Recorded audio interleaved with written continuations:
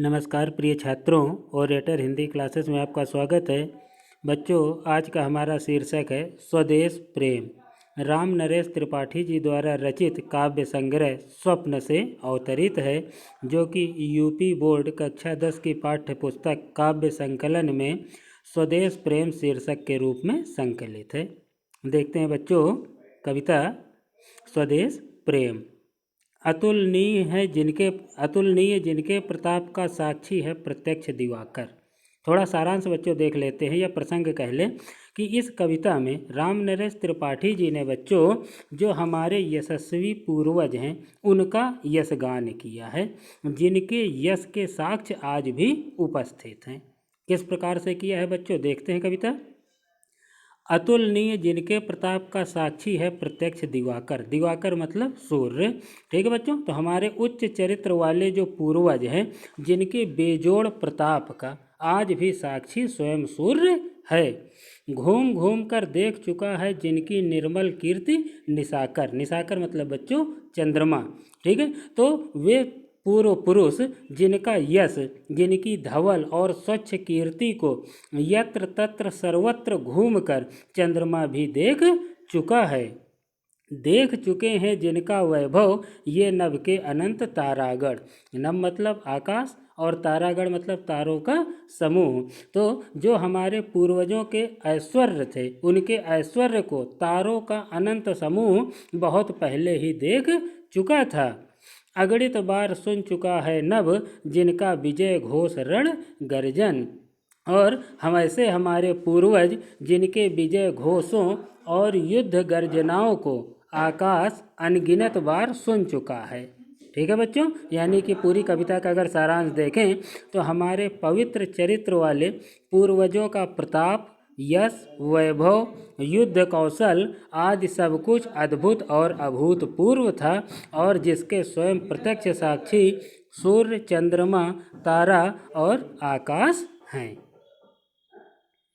शोभित है सर्वोच्च मुकुट से जिनके दिव्य देश का मस्तक, और गूंज रही हैं सकल दिशाएं जिनके जय गीतों से अब तक। ठीक है बच्चों, राम नरेश त्रिपाठी जी कहते हैं कि शोभित है सर्वोच्च मुकुट से। सर्वोच्च मुकुट यहाँ पर कहा गया सबसे उच्च मुकुट, और इसकी तुलना हिमालय से की गई है बच्चों। कि कवि कह रहा है कि भारत हमारे चिर स्मरणीय पूर्वजों का देश है, और इसका भाल यानी कि मस्तक हिमालय रूपी सर्वोच्च मुकुट से सुशोभित है।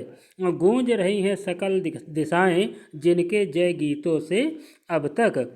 और हमारे पूर्वज ऐसे थे जिनके विजय के गीतों से आज तक भी संपूर्ण दिशाएं गूंज रही हैं। जिनकी महिमा का है अविरल साक्षी सत्य रूप हिमगिरि वर। जिनकी महिमा का यानी हमारे जो पूर्वज हैं उनकी महिमा के साक्षी आज भी सत्य स्वरूप वाला श्रेष्ठ हिमालय है, अथवा जिनका साक्षी स्वयं हिमालय है। उतरा करते थे विमान दल जिसके विस्तृत वक्ष स्थल पर। जिनकी महिमा का साक्षी आज भी हिमालय है बच्चों। हिमालय का भी अपना इतिहास है, और इसके विशाल वक्ष स्थल पर विभिन्न लोकों के विमान समूह बना बनाकर उतरा करते थे। यानी इसका जो विस्तृत वक्ष स्थल है, इसका जो विस्तृत क्षेत्र है, वहाँ पर विभिन्न विभिन्न प्रकार के विमान उतरा करते थे। वह भी हमारे पूर्वजों के यशगान का साक्षी है। सागर निज छाती पर जिनके अगणित अर्णव पोत उठाकर। ठीक है बच्चों, अब जैसे हमारे पूर्वजों का यशगान का वर्णन किया जा रहा है सूर्य के द्वारा, चंद्रमा के द्वारा, तारों के द्वारा। अब बात आती है यहाँ पर सागर की। तो कवि यहाँ पर कहते हैं कि हमारे पूर्वज ऐसे थे कि स्वयं समुद्र भी उनकी सेवा में तत्पर रहता था। सागर ने छाती पर जिनके अगणित अर्णव पोत उठाकर, अर्थात यहाँ पर बच्चों कवि कह रहा है कि वह अपनी छाती पर यानी सागर अपनी छाती पर उनके असंख्य जहाज़ों को उठाकर प्रसन्न मन से पृथ्वी के समस्त तटों पर पहुँचाया करता था प्रमुदित भूमंडल के सकल तटों पर। और नदियाँ जिसकी यश धारा सी बहती हैं अब भी निशिवासर। निशिवासर दिन और रात लगातार नदियाँ बह रही हैं। तो इस देश में रात दिन बहती हुई नदियाँ मानो इसके यश की धारा हों, यानी दिन रात बह करके नदियाँ हमारे पूर्वजों का यशगान का बखान कर रही हैं। ढूंढो उनके चरण चिन्ह भी पाओगे तुम इनके तट पर। ऐसे हमारे महान उच्च चरित्र वाले पूर्वजों के चरण चिन्ह यानी पद चिन्ह को यदि हम खोजेंगे तो उन्हें भी हम इन नदियों के और समुद्र के तटों पर ही पाएंगे। विषुवत रेखा का वासी जो जीता है नित हाँफ हाँफ कर। विषुवत रेखा मतलब भूमध्य रेखा क्षेत्र में। अब देखिए बच्चों, हमारे यहाँ स्वदेश प्रेम का वर्णन करते हुए फिर बता रहे हैं कि अलग अलग भौगोलिक स्थिति में अलग अलग तरह की स्थितियाँ हैं, फिर भी उन कठिनाइयों को सहन करके मनुष्य या हमारे पूर्वज अपने देश से प्रेम करते रहे हैं। तो कैसे, देखिए बच्चों, विषुवत रेखा का वासी जो जीता है नित हाँफ हाँफ कर। तो आपको भी मालूम है कि भूमध्य रेखा क्षेत्र में जो रहने वाला व्यक्ति होता है वो असहनीय गर्मी को सहन करता है, और असहनीय गर्मी को सहन करने के बाद भी उसकी अपनी जन्मभूमि से प्रति प्रेम कम नहीं होता। यानी असहनीय गर्मी को नित हाँफ हाँफ कर बहुत ही कठिनाई के साथ सहन करता है और अपने देश से उतना ही प्रेम करता रहता है, रखता है अनुराग अलौकिक, वह भी अपनी मातृभूमि पर। यानी इतने कष्टों को सह करके भी अपना अलौकिक प्रेम अपने मातृभूमि के प्रति बनाए रखता है। ध्रुववासी जो हिम में तम में जी लेता है काँप काँप कर। इसके विपरीत ध्रुववासी, ध्रुव क्षेत्र में जो रहने वाले व्यक्ति हैं वहाँ पर अत्यधिक सर्दी होती है। ठीक है बच्चों, अत्यधिक सर्दी के कारण उस सर्दी को भी बर्दाश्त करके यानी निरंतर काँप काँप करके भी वह भी अपनी मातृभूमि पर कर देता है प्राण निछावर। उस क्षेत्र को छोड़ करके आरामदायक क्षेत्र में नहीं जाता, बल्कि अपनी उसी भूमि की रक्षा के लिए या स्वदेश प्रेम के लिए स्वयं का प्रेम, स्वयं के प्राणों का निछावर तक कर देता है। तुम तो हे प्रिय बंधु स्वर्ग से सुखद सकल विभवों की आकार। ठीक बच्चों, कवि फिर कहता है कि कोई विषुवत रेखा का वासी हो या ध्रुववासी हो, किसी भी क्षेत्र का, उसे अपनी जन्मभूमि से प्यार होता है। तो हे बंधु, तुम तो पृथ्वी का वह भाग मिला है, तुम तो हे प्रिय बंधु स्वर्ग से सुखद सकल विभवों की आकार की ऐसी पृथ्वी का तुमको भाग मिला है जहाँ पर सभी सुख संबंधताएँ हैं। ना ही ध्रुववासियों जैसा सर्दी के कठिनाई है और ना ही भूमध्य रेखा वाली गर्मी की कठिनाई है। ठीक है बच्चों, तुम्हें वह भाग मिला है जिससे अच्छा खंड कोई है ही नहीं। ठीक है, वास्तव में तो तुम धन्य हो ऐसे भूभाग को पा करके।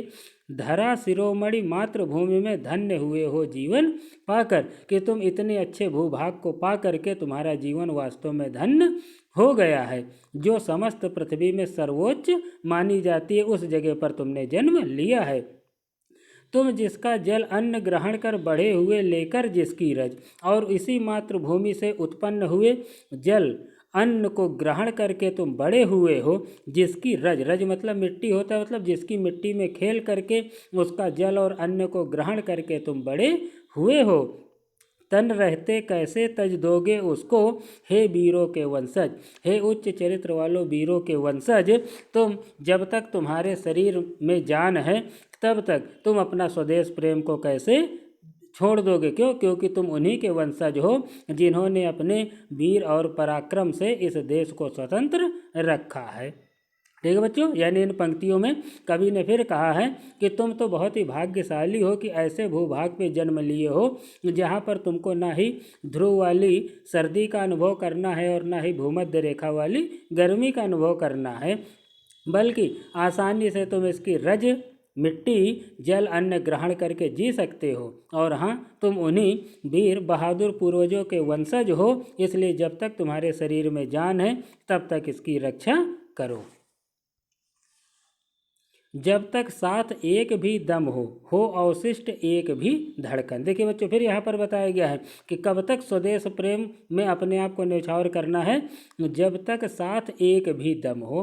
तो यहाँ पर मातृभूमि के प्रति प्रेम को दर्शाते हुए कवि क्या कह रहे हैं कि जब तक तुम में एक भी सांस शेष हो, या जब तक तुम्हारे शरीर में एक भी स्पंदन बाकी हो यानी धड़कन बाकी हो, रखो आत्म गौरव से ऊंची पलके ऊंचा सिर ऊंचा मन।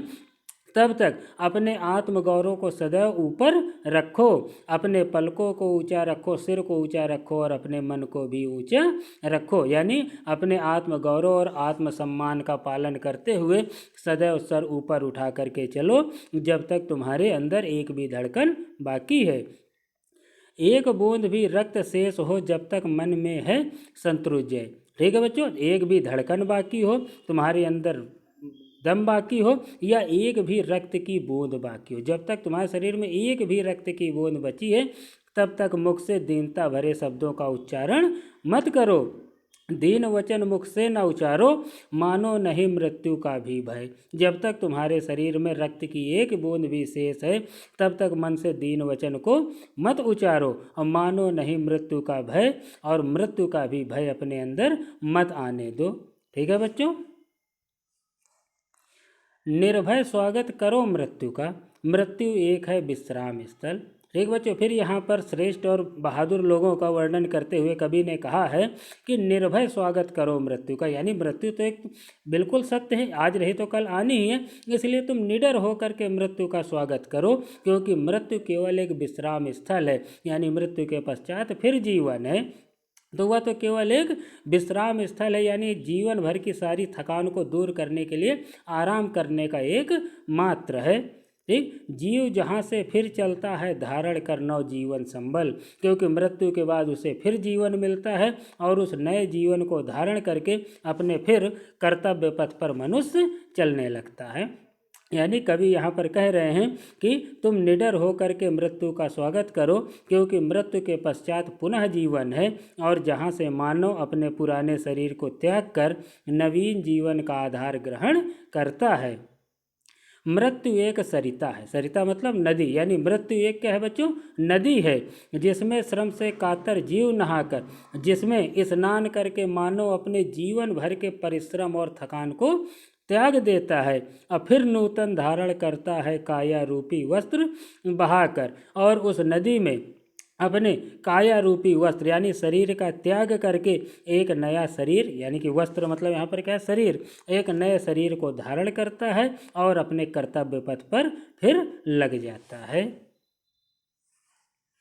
सच्चा प्रेम वही है जिसकी तृप्ति आत्मबल पर हो निर्भर। अब देखिए बच्चों, सच्चा प्रेम वास्तविक प्रेम क्या है, तो कभी फिर यह कह रहे हैं कि वास्तविक या सच्चा प्रेम वही कहलाता है जिसकी परिणति आत्म त्याग में होती है, अर्थात सच्चा प्रेम आत्म त्याग पर निर्भर होता है। त्याग बिना निष्प्राण प्रेम है, और यदि आपके अंदर त्याग की भावना नहीं है तो प्रेम निष्प्राण है, यानी स्वार्थ से भरा हुआ है, क्योंकि बिना त्याग के कभी प्रेम नहीं होता। करो प्रेम पर प्राण निछावर, और जो सच्चा प्रेम होता है उस प्रेम पर तो हमें अपने प्राणों का भी बलिदान हंसते हंसते कर देना चाहिए, क्योंकि बिना त्याग के प्रेम प्राणहीन होता है। देश प्रेम वह पुण्य क्षेत्र है अमल असीम त्याग से विलसित। देश प्रेम, जैसे प्रेम हमारा सत्य है और उस प्रेम में सबसे महान प्रेम है देश प्रेम। ठीक है बच्चों, यानी देश प्रेम जो है सबसे महान प्रेम है। देश प्रेम की भावना से ही मनुष्य की आत्मा और मानवता का विकास होता है। तो अमल असीम त्याग से विलसित, और आत्मा के विकास से जिसमें मनुष्यता होती है विकसित, जिसके अंदर देश प्रेम का गुण जाग जाएगा, मानिए उसकी आत्मा में विकास हो जाएगा और उसके अंदर मानवता विकसित हो जाएगी। यानी सभी प्रेमों से सर्वश्रेष्ठ प्रेम देश प्रेम है, और जिस भी व्यक्ति के अंदर देश प्रेम की भावना जागृत हो गई, मानिए उसके अंदर मानवता का विकास हो गया।